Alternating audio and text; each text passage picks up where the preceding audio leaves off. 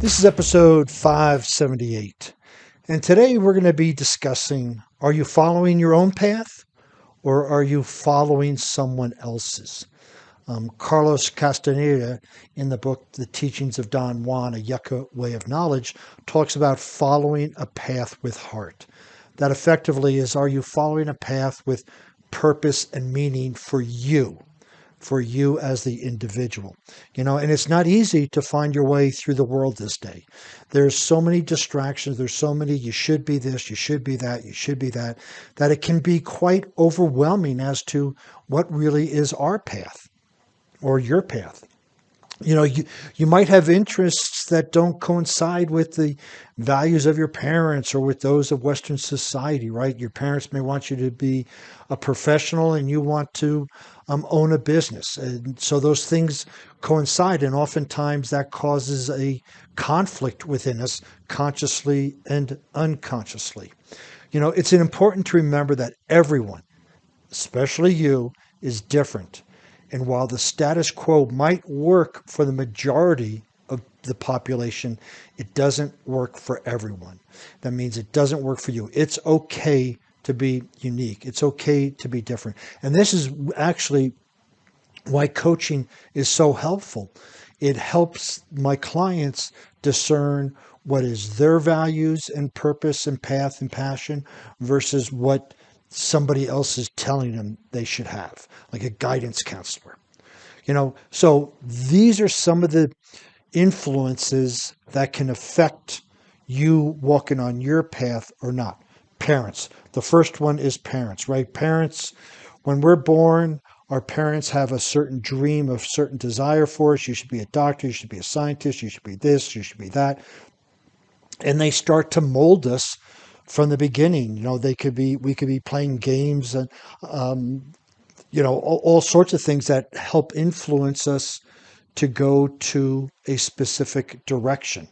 And parents, consciously or unconsciously, really have a big, big effect on us. And this is where it can take many years for us to remove the influence of our parents and step truly into our own power.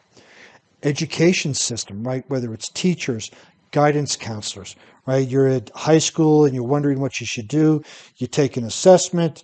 The assessment comes back and says, you should be a garbage collector. You should be a ditch digger. You should be this.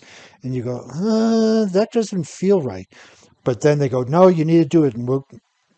Or you need to be a business leader. So then they start looking at colleges that do, and slowly but surely, the education system, parents start to direct you. And because at that age, we don't really know what we want, we go, yeah, okay, I'll go along for the ride.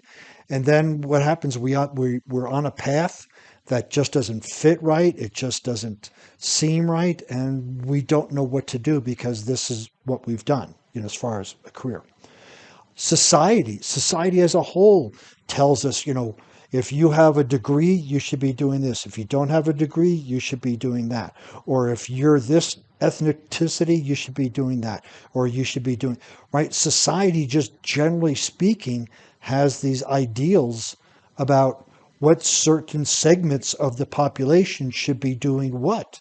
And it gets it's so subtle because it's done in TV shows, in commercials, in movies, in sitcoms. They take a specific gender or a specific ethnic type and they put them into a role, and then we get programmed to believing that's what we should be doing. Religious leaders, again, can have a big influence on us depending what we go. And I mean religious leaders, not spiritual leaders. But again, they can create this compelling reason to pursue a different career than we really want to. Our boss, even when if we're in high school and we get a job at a store. I remember my first job was a ladies' clothing store. I was the stock boy. I would take the clothes up in this, and I was very friendly with people. And they go, "Wow, you're really good at that. You should be doing this." So my boss would go, "You're really good at talking with people. Maybe you should do this instead." and that's why I became a coach. But still, our boss at a high school level or even higher can influence or has an influence on what our path might be. And then our peers, right? Our friends have a huge influence. No, you don't want to do that. You want to do this. You want to be a race car driver. You want to do something else. You want to be a business owner. You want to be a scientist. And our peers can have a huge, huge influence on directing us as to what our path is. Plenty of people are willing to influence your choice of lifestyle and career. There's no shortage of advice as to what you should do, where you should go, and what you should be doing. It's unlikely their advice will be optimal for you because they're looking at your life through their own filters, their own limiting beliefs, their own, I wish I could have done this instead. So be an individual and find the path that works best for you. Again, this is where coaching comes in very, very handy, or follow that path with heart. Find and follow your own path with these strategies I'm about to go over. One of the biggest things that people neglect to take a look at is what type of life do you want to be living? They generally look at where should I live and what should I do for a living? But they don't look at what they do for a living is going to create a life. And I don't mean, fast cars and big homes, but it's what type of life. Do you want to work from home? Do you want to be able to travel? Do you want to have a group of social friends, right? If you create your ideal day, then that's the type of life that you want to live. And then you can start to look at what careers support that. I mean, if you're going to be a stockbroker or a doctor, you're probably not going to have a lot of free time. But if you want a lot of free time to travel and explore, those two things don't coincide. However, if you want to be in sales, because sales, especially outside sales, you can have more flexibility in your schedule if you want to have more time to yourself or traveling or other things. So you want to take a look at what type of life or what type of lifestyle do you want to live? And then really, what is it you really want to do? My question I ask my clients is, if all jobs paid the same, what would you want to do? This is different than if you won the lottery, what would you want to do? Well, most people want to travel, except.